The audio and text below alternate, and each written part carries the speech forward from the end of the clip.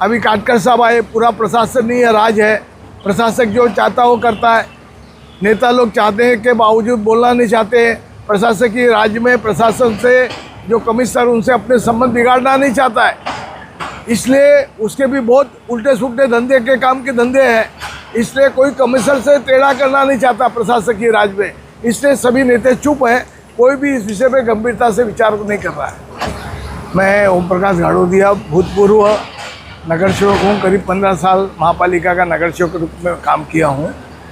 आज जो मुद्दा है, मीरा भाईंदर में MMRDA और महापालिका के माध्यम से पूरे भाईंदर का सीसीकरण, कंक्रीटकरण, रस्तों का काम शुरू है, उसके बारे में आपको जानकारी दे रहा हूँ। जो मीरा भाईंदर में जो खोदकाम चालू है, जो रस्तों का कंक्रीटकरण चालू है, उसमें करीब 60 रास्ते हैं। उसमें से 17 से 20 रास्ते महापालिका बना रही है और 40 रास्ते MMRDA बना रही है।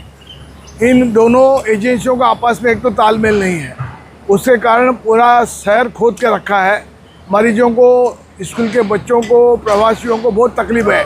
हम जिस रास्ते पे खड़े हैं, ये पूरा रास्ता, यहाँ पर फायर ब्रिगेड का ऑफिस है, यहाँ पर महापालिका का ऑफिस है, यहाँ पर DMart का बड़ा स्टोर है, यहाँ पर महेश्वरी भवन है, यहाँ पर 2 हॉस्पिटल है।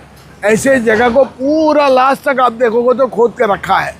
और सबसे बड़ी बात यह है कि ये जो डिले हो रहा है उसका कारण है, एक तो इसके ऊपर कोई अंकुश नहीं है, और सबसे बड़ी बात है महापालिका ने इस रास्ते के लिए जो 500 करोड़ का लोन मांगा था महाराष्ट्र शासन की परमिट से बैंक से, उस बैंक ने लोन देने से मना कर दिया।